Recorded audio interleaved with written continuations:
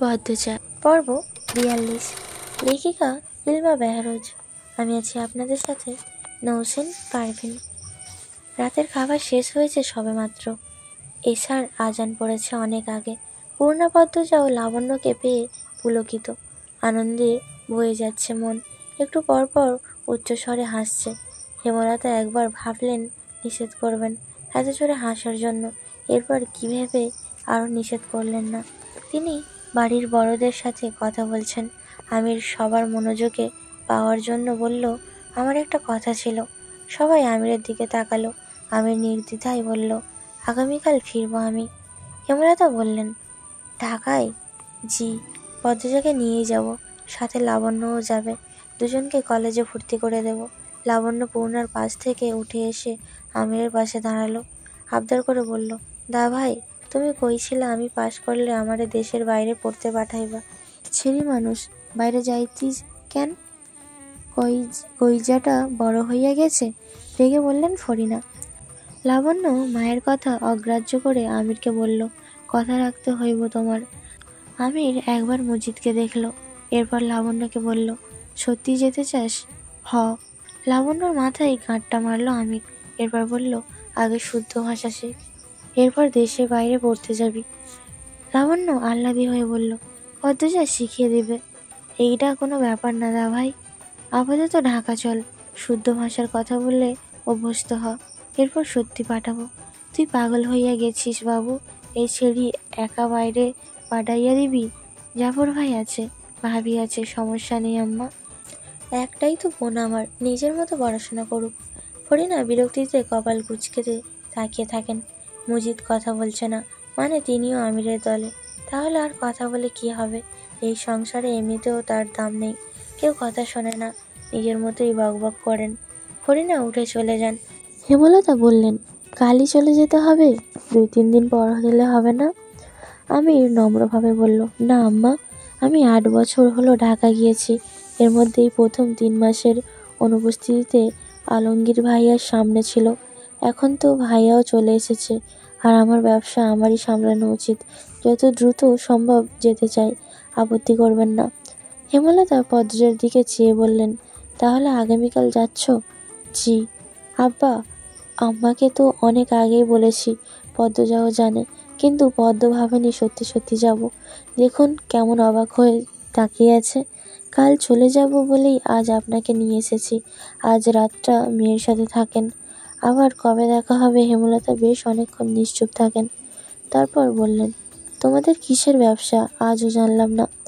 মজিদ অবাক হয়ে বললেন, আত্মীয় হলেন এতদিন, এখনো জানেননি মেয়ের জামাই কিসের ব্যবসা করে? বাবু, এটা তো বলা উচিত ছিল। আমি তো ভেবেছি জানেন, তাই বলিনি। আম্মা, আমাদের এক্সপোর্ট ইম্পোর্ট বিজনেস, মানে মালামাল বিভিন্ন দেশে আমদানি রপ্তানি করা হয়।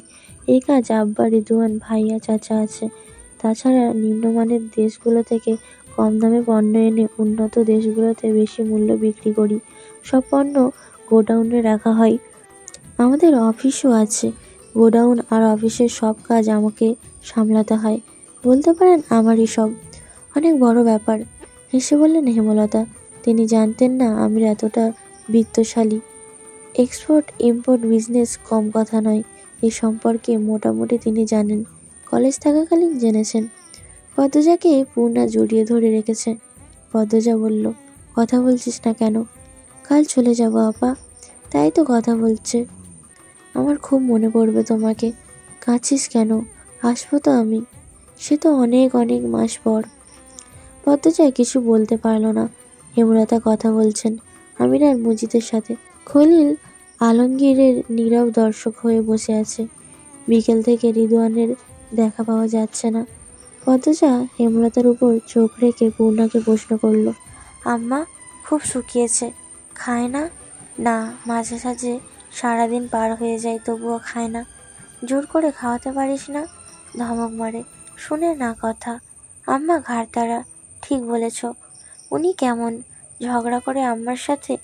উনিটা কে? আব্বার প্রথম বউ। তুমি তো দেখতেও যাওনি, শ্বশুরবাড়ি থেকে চইলা যাওয়াই যা। বল না, কেমন আদর করে তোদের? ভালো, খুব সহজ সরল। আম্মাকে খুব মানে, প্রেমাপান্তকে অনেক আদর করে। দেখতেও খুব সুন্দর। আগে সাপুরের বউদের মতো সাজতো, আমার পছন্দ না বলে এখন আর সাজে না। তুই নাকি খুব খারাপ ব্যবহার করিস। এখন করি না। তুমি কাকে দিয়ে এত খোঁজ রাখো সে তোর জানতে হবে না। তাহলে উনি ভালো, তাই তো? হুম, মিলেমিশে থাকিস তাহলে। ঢাকা যাওয়ার আগে দেখে যাও একবার। বাপের প্রথম বউকে দেখার ইচ্ছে আমার নেই। পদ্মজা থমথমে স্বরে বলল। পূর্ণা বলল, আচ্ছা, আমি আজ তোমার সাথে ঘুমাবো। হুঁ, ঘুমাবি। আম্মার খেয়াল রাখবি। আম্মাকে দেখে মনে হচ্ছে কোনো বিষয় নিয়ে খুব চিন্তা করছে। সারাক্ষণ ভাবে। তুই কথা বলবি, সময় দিবি। আমি তোমার মতো সব সামলাতে পারি না আপা, চেষ্টা করব। ভোরে ওঠা মগা ভাইয়াকে পাঠাবো আব্বা আর প্রেমা পান্থকে নিয়ে আসতে। সবাইকে চোখে দেখা যাবে। পূর্ণা পদ্মজাকে আরো শক্ত করে জড়িয়ে ধরে। কান্না পাচ্ছে খুব। কত দূরে চলে যাবে তার আপা। পদ্মজা অনুভব করে পূর্ণার ভেতরে আর্তনাদ। সে পূর্ণার মাথায় হাত বুলিয়ে বলল, খুব দ্রুত আসবো। পদ্মজা মাঝে শুয়ে, তার দুই পাশে হেমলতা আর পূর্ণা। পূর্ণা শক্ত করে জড়িয়ে ধরে রেখেছে পদ্মজাকে। হেমলতা এক হাতে শক্ত করে ধরে রেখেছেন। হেমলতা নীরবতা ভেঙে পদ্মজাকে বললেন, পদ্ম। হুঁ আম্মা। শহরে নিজেকে মানিয়ে নিবি, শক্ত হয়ে থাকবি, আর মনে রাখবি কেউ কারণ না, সবাই একা। সবসময় নিজের উপর বিশ্বাস রাখবি, নিজের উপর আস্থা রাখবি, সৎ পথে থাকবি, কখনো কারোর উপর নির্ভরশীল হবি না। যদি তুই কারোর উপর ভালো নির্ভরশীল দিয়ে দিস তাহলে ভালো থাকবি না। নিজের ভালো থাকার দায়িত্ব নিজেরই নিতে হবে। নিজের কখনো একা ভাববি না। যেখানেই থাকি না আমার প্রতি কথা তোর সাথে মিশে থাকবে, ছায়া হয়ে থাকবে। আল্লাহ সবাইকে কোনো না কোনো উদ্দেশ্যে সৃষ্টি করেছেন। সেই উদ্দেশ্য সফল হলে আর বেঁচে থাকার মানে থাকে না, মৃত্যুতে ঢলে পড়ে। আমার ইদানিং মনে হয় আমার দায়িত্ব ছিল তোকে জন্ম দেওয়া, বড় করে তোলা, বাস্তবতা দেখানো। সেই দায়িত্ব কতটুকু রাখতে পেরেছে জানি না, কিন্তু তোর দায়িত্ব অনেক বড় কিছু। পদ্মজা চাপা স্বরে বলল, কি সেটা? জানি না। তুমি এত কি ভাবো আম্মা? মুখটা এরকম ফ্যাকাশে হয়ে যাচ্ছে কেন? খাওয়া দাওয়া ঠিক মতো করবে। আমি পরের বার এসে যেন দেখি মোটা হয়েছ। হেমলতা হাসলেন।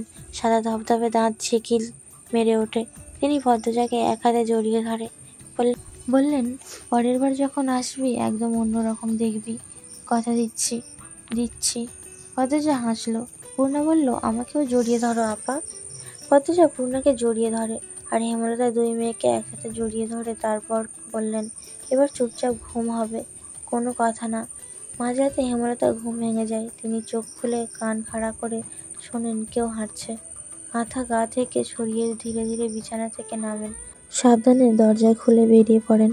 পায়ের শব্দটা যেদিক থেকে এসেছে সেদিক যান। সাদা পাঞ্জাবি পরা একটা পুরুষের অবয়ব দেখতে পান। তিনি তীক্ষ্ণ স্বরে ডাকলেন, রিদওয়ান। রিদওয়ান কেঁপে উঠে পিছনে ফিরল। চোখ দুটি বড় বড় হয়ে যায়। সে অপ্রস্তুত হয়ে পড়েছে, দেখেই বোঝা যাচ্ছে। হেমলতা প্রশ্ন করলেন, এত রাতে এখানে কি করছো? জি, হাঁটছিলাম। এত রাতে? প্রায়ই হাঁটি, জিজ্ঞাসা করতে পারেন অন্যদের। হেমলতা রিজওয়ানকে পা থেকে মাথা পর্যন্ত পরখ করে নিয়ে বললেন, কোনোভাবে আমাকে খুন করতে এসেছো কি? রিজওয়ান থতমত খেয়ে গেল। বলল, না না, আপনাকে কেন খুন করতে যাব? প্রমাণ সরাতে। হেমলতার সহজ কথা। রিজওয়ান হঠাৎ অন্য রকম স্বরে কথা বলল, সে তো আমিও একজন প্রমাণ, স্বচক্ষে দেখা জলজ্যান্ত প্রমাণ।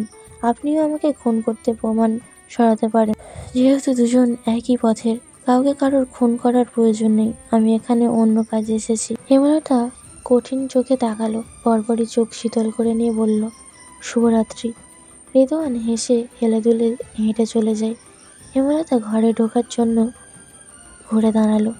হাঁটার পূর্বেই শরীরের ভারসাম্য হারিয়ে পড়ে যান। ভাগ্যিস আওয়াজ হয়নি। তিনি হাতে ভর দিয়ে ওঠার চেষ্টা করেন। বাম হাতের মাংসপেশি শক্ত হয়ে আছে, হাত নাড়াতে কষ্ট হয়। ভর দিয়ে ওঠে, আরও কষ্টদায়ক। তিনি ওভাবেই বসে থাকবেন অনেকক্ষণ। এই পর্যন্তই ছিল আমি পদ্মজা পর্ব ৪২। পরবর্তী পর্বগুলো শোনার জন্য চ্যানেলেই চোখ রাখুন। সবাই ভালো থাকবেন, সুস্থ থাকবেন।